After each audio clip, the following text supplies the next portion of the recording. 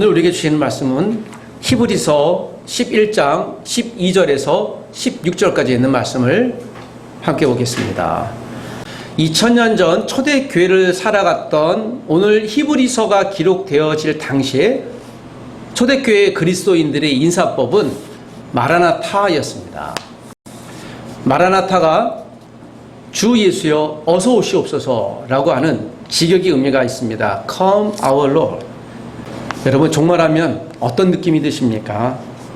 저는 이 종말이라는 이 단어를 생각할 때마다 가슴이 흥분이 되어지고 마치 마라나타 주님 어서 오시옵소서 그런 고백이 제 안에 있습니다. 오늘 히브리서를 통해 믿음의 선조들이 고백했던 내용을 왜 마라나타의 고백, 주님 어서 오시옵소서라는 고백이 기쁨이고 소망이고 심지어는 이것이 그렇게 흥분되는 고백일까? 저는 종말은 축제의 날이라고 이야기하고 싶습니다. 그리스도인에게 종말은 과연 어떤 의미가 있을까요? 12절에서 14절에 있는 내용입니다. 히브리서 기자의 말씀을 정리해보면 종말은 떠남의 축제입니다. 떠난다는 것은 무엇일까요? 오늘 저와 여러분에게 고향은 어떤 곳인가요? 모든 사람에게는 다 태어난 고향이 있습니다. 성도에게도 영적인 고향이 있습니다.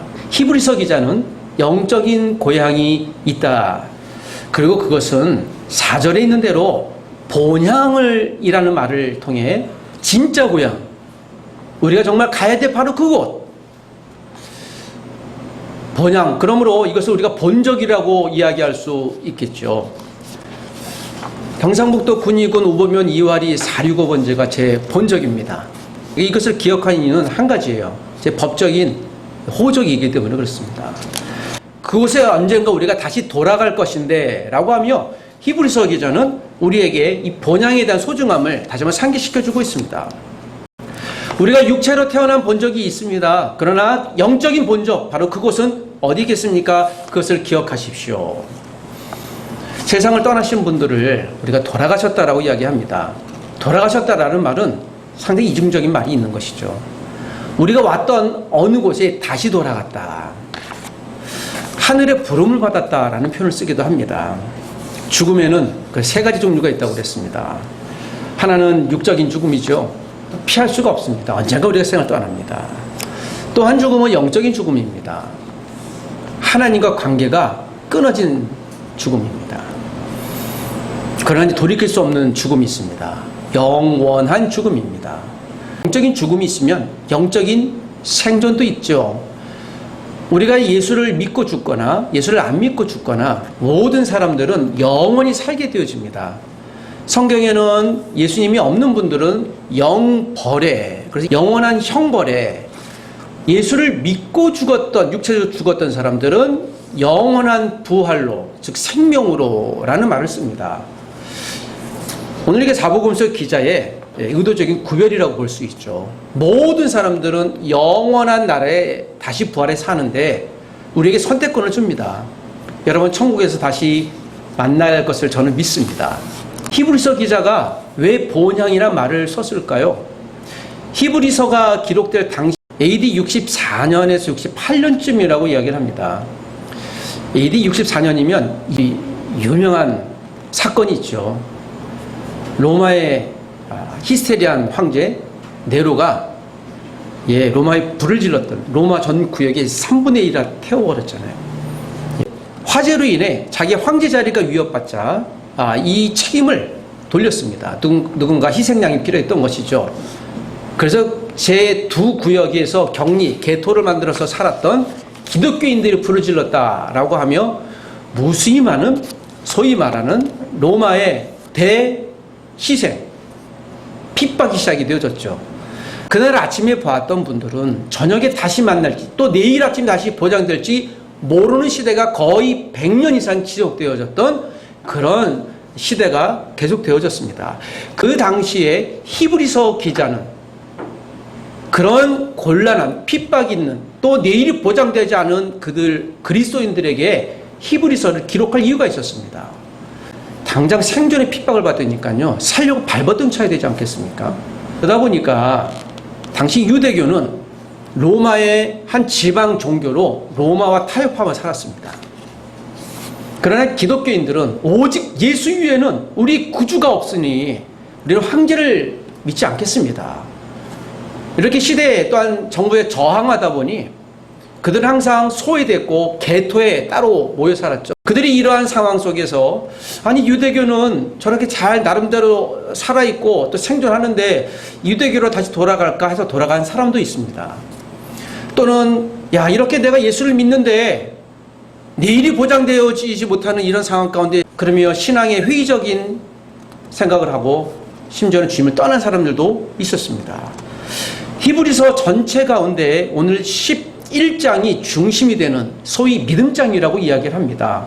여기서는 창세기부터 시작하여 소위 유대인 또 그리스도인들까지 존중하고 추앙하는 사람들의 이름이 기록되어져 있습니다. 그들이 과연 무엇을 바라보며 이 땅에 살았는가를 히브리서 11장은 이렇게 이야기하죠. 1절에서 읽었던 12절 이전까지 11절까지의 전제의 결론이 오늘 읽었던 12절부터 16절까지입니다. 그리고 17절에 다시 믿음의 선조 아브라함을 언급하면서 마지막 절까지 진짜 본향을 우리가 지금 바라보는 그 본향을 향해 살았으니 좀 어렵더라도 이런 극한 로마의 핍박 교대라도 견딥시다. 언젠가 우리가 돌아갈 본향이 있기 때문에 그렇지요 라는 이야기를 합니다. 그러므로 12절과 16절은요 앞뒤 1절과 12절 또 뒤에 17절과 마지막 절을 이어주는 다리와도 같아요. 1절에서 11절까지 몇몇 사람들의 이름이 등장합니다. 아벨을 기억하실 것입니다. 에녹을 기억하실 것입니다. 노아, 아브라함, 사라를 기억하실 것입니다. 유대인들이 그렇게 추앙하는 그 아브라함도 믿음으로 살았습니다. 그러면 누굴 믿었을까요? 그 이야기를 하고 싶었던 것이죠. 그 믿음이 왜 중요할까요? 그 믿음은 바로 하늘에 계신 온 세상을 다스리시는 하나님을 믿음으로 우리가 유대인이 그렇게 추앙하는 그 아브라함 믿음으로 가나안 땅을 향해 가고 하나님이 떠난 곳을 가게 하셨던 여러분들이 그렇게 추앙하는 그 아브라함이 있지 않습니까? 그도 하나님을 믿었습니다. 그러므로 우리도 지금 좀 어려울지라도 아브라함처럼 믿음으로 하나님을 바라봅시다 라고 격려하고 있는 것이죠. 본향이란 말이 히브리서 전체 몇 가운데 가장 중요한 단어인 것입니다. 원래 태어난 곳. 사랑하는 가족 여러분 모두에게 다 집이 있는 줄 믿습니다. 모든 사람들은 자기 집에 대한 소유함이 있죠. 우리도 오늘과 이 예배를 끝나면 돌아갈 곳이 있지 않겠습니까? 그러므로 믿음으로 아브라함은 이 땅이 아니라 진짜 본향을 위해서 바라보며 언젠간 돌아갈 그 본향을 위해서 우리가 사는 이 땅은 그냥 전세나 월세처럼 살았습니다. 제가 비유를 위해서 이렇게 이야기를 합니다. 이것이 중요하긴 하지만 값을 치러야 하긴 하지만 진짜가 아닙니다 라고 이야기를 합니다. 그렇다면 오늘 우리가 살아갈 때 우리는 육신의 생존이 당연히 내일은 보장되겠지만 영적으로도 오늘이 정말 마지막 순간인 것처럼 여기며 본향 여호와 하나님을 바라봐야 되지 않겠습니까? 그러니까 내일이 보장되지 않는 분들에게 본향은요 지금 오늘을 견딜 수 있는 가장 중요한 힘이고 에너지가 되는 것입니다. 종말이라는 말은 그리스도인들에게 저는 축제라고 이야기를 하고 싶습니다. 셀러브레이션입니다. 두 번째 15절에서 16절 종말은 만남의 축제입니다. 하나님께서 다시 오는 그의 백성들에게 저와 여러분에게 예비하신 한 성은 어떤 성이겠습니까? 이것이 요한계시록에 나오는 새로운 예루살렘 성, 새하늘과 새 땅입니다. 그러므로 새 예루살렘, 새자가 들어가는 이유는요, 이 땅에서 일시적인 이 땅이 완성이 되고 영원한 천국에서 영원히 거할 곳이 진짜 그곳이라는 것입니다. 이것을 우리가 천국이라고 합니다. 천국과 지옥에 관한 성경이 말하는 원어의 표현이 있습니다. 불신자들이 일시적으로 머무는 장소, 구약에서는 스올이라는 말을 많이 씁니다. 그리고 음부라는 말을 씁니다. 신약에서는 이거를 하데스라고 합니다. 공통적 장소인데요. 그것은 불신자들 또는 사단이 가는 일시적인 머무는 장소예요. 일시적으로 머무는 장소입니다. 목사님, 일시적으로 머무르는 게 무엇이죠? 게헨나라는 곳이 있는데요. 이것은 불신자들이 영원히 머무르는 장소, 우리가 소위 말하는 지옥이라고 합니다. 하나님의 자녀들이 일시적으로 머무는 장소가 파라다이스라고 합니다. 또 하나님의 자녀들이 영원히 머무르는 장소를 헬라어로 우라노스라고 합니다. 이것을 우리가 영어로 번역하면 헤븐이라고 합니다. 용어는 잊어버릴 수 있어도요. 여러분, 우리가 언젠간 다 이 세상을 떠나실 텐데요. 그러면 가는 곳이 어딘가요? 예수 믿는 사람들이 가는 곳을 천국이라고 하는데요. 용어적으로는 파라다이스입니다. 예수를 안 믿고 가시는 분들은 이곳이 어딘가요? 수올이나 하데스, 그곳에 갑니다. 예수를 안 믿고 다시 부활했던 사람들은 예수님 앞에 심판대로 섭니다. 예수 안 믿는 사람은 인류의 아담부터 시작해 예수를 안 믿고 죽었던 모든 사람들은 줄로 꼭 서서요 심판받아요. 그리고 가는 곳이 어딘가 하면요, 게헨나로 갑니다. 이게 지옥이에요. 그러나 예수님을 믿고 복음을 받고 죽은 자들은 다시 몸이 합일돼서, 영과 육이 몸이 합일돼서 가는 곳이요, 우라노스의 천국이에요.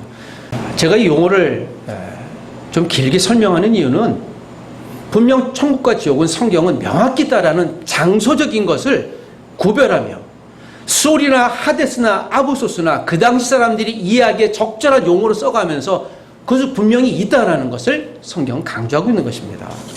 우리는 다 천국의 백성인 것이죠. 자녀들인 것이죠. 언젠가 우리가 우라노스에서 만나게 되길 축복합니다. 이름의 날은 아무도 몰라요. 그러나 구원받는 숫자를 요한계시록은 두세 번 반복하면서 14만 4천 명이라고 기록합니다. 14만 4천 명의 용어는요, 상징이라고 그랬습니다. 이건 실제가 아니고요. 12족속 있지 않습니까? 거기다 12제자, 구약과 신약의 대표적인 이스라엘 백성을 상징하는 12족속과 12제자를 곱한 수에 1000을 다시 곱했습니다. 12는 구약의 완전수예요. 12는 신약의 완전수입니다. 그리고 성경이 말하는 완전 숫자가 두 개가 있는데요. 100과 1000인데요. 1000은요, 완전의 최고봉이에요. 이건 밀레니엄이라고 하는데요. 12완전수와 12완전수와 1000완전수를 곱하니까 14만 4천. 그래서 요한계시록의 14만 4천은 모든 예수 믿었던 사람들의 모든 합의예요. 인류에. 이것을 문자적으로 14만 4천 명으로 확인하는 분들, 근데 이건 성경에 대해서 아주 무지했던 것이죠. 해석이 올바른 정도가 아니라 왜곡입니다. 이것을 그러므로 14만 4천에 대한 용어는 이 시간으로 정리하시기 원합니다. 우리가 언젠간 주님 나라 갈 때 다시 만나는 것은 그러므로 축복이고 축제인 줄 믿습니다. 제가 오늘 본문을 설교를 준비하면서 내가 또 주님 나라 가면 주님 얼마나 기뻐하실까라는 생각을 하다 지난주에 거의 유사한 흥분된 광경을 하나 봤습니다. 일제에 저항했던 대한독립군 사령관 홍범도 장군께서 사후 78년 만에 한국으로 귀국하셨습니다. 민족의 영웅이라고 칭송하면서요. 그는 민족의 영웅이 맞습니다. 1920년 6월 7일 봉오동 전투에서 처음으로 그 일제치하에서 일제를 물리치면서요, 한국 조선인들의 아주 사기를, 그래서 우리는 독립운동할 수 있다, 독립할 수 있다라는 사기를 불러 넣은 첫 번째 승리 사건이라고 하죠. 안타깝게도 1937년에 이 소련으로 강제 이주되어져서 중앙아시아 카자흐스탄에서 돌아가셨죠. 그의 사후 78년 만에 다시 홍범도 장군을 모시고 오면서요, 제가 그것을 유심 있게 봤는데요, 가장 감동이 있었던 그 대목은 그것이에요. 한국의 6기종의 비행기들이 그를 모셨던 중앙 비행기를 필두로 해서요, 3대씩 해서 호위합니다. 그 중에 한 조종사가 이렇게 얘기합니다. 홍범도 장군님을 모시게 되어서 영광입니다. 지금부터 대한민국 공군이 안전하게 호위하겠습니다. 필승. 제가 이 말 듣는데 정말 전율이 났습니다. 당신을, 홍범도 장군님을 모시게 되어 영광입니다. 여러분, 그가 돌아가신 지 78년이에요. 우리의 기억 속에 그는 죽지 않았어요. 영웅이에요. 그래서 민족의 영웅이라고 칭합니다. 아마 우리가 비유하자면 천국에 갈 때 하나님이 우리를 그래 나의 영웅이다. 저와 여러분들을 저는 그렇게 주님께서 호위하시고 격려하시고 야 수고했다 정말 잘했다 축제하시지 않을까요?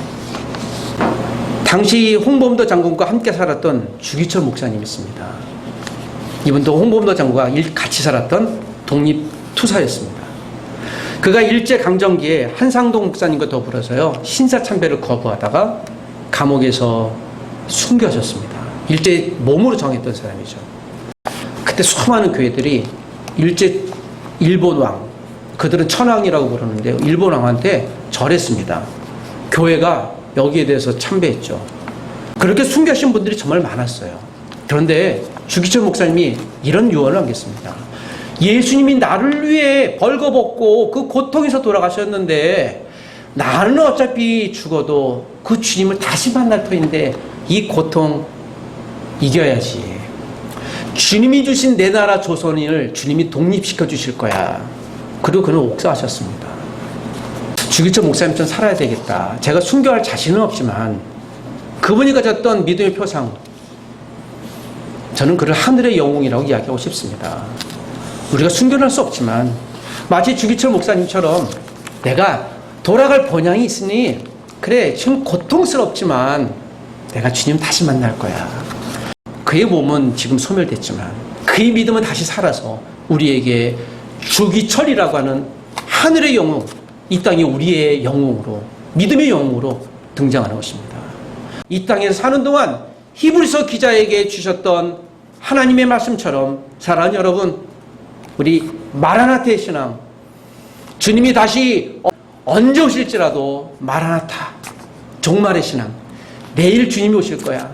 오늘 밤에 우리가 이 세상의 마지막 순간을 살지라도 우리 믿음의 축제, 오늘 주신 하나님께 감사하며 그리스도인답게 살아보자 라는 신앙 고백이 저와 여러분 가운데 있는 오늘 하루, 또 이번 한 주, 올 2학기가 되기를 주의 이름으로 부탁드립니다. 사랑하는 가족은 하나님의 영웅입니다. 기도하겠습니다. 하나님 아버지, 믿음의 성도들에게 이 땅의 종말은 믿음이 완성되는 하나님의 축제의 날인 줄 믿습니다. 주님과 함께 언젠간 우리가 그의 나라에 영원히 살게 될 것을 믿습니다. 언젠간 되돌아갈 아버지의 집 본향이 있으니 안심되고 기대가 됩니다. 주님, 오늘 인생의 마지막 그리고 새로운 영생의 나라의 시작이 되어지는 종말의 이야기를 축복의 말씀으로 듣게 하셨으니 우리가 본향을 향하여 살 수 있는 은혜와 믿음을 더하여 주시옵소서. 주님 만날 그날까지 이 땅에서 주신 믿음의 자리, 소망의 자리를 잘 지켜나가게 도와주옵소서. 두 팔 벌려 언젠가 우리를 크게 환영하실 하나님과 만날 그날을 소망하는 믿음의 성도, 대한민국 교회, 전 세계 교회가 성도가 되게 하여 주시옵소서. 예수님의 이름으로 기도합니다. 아멘.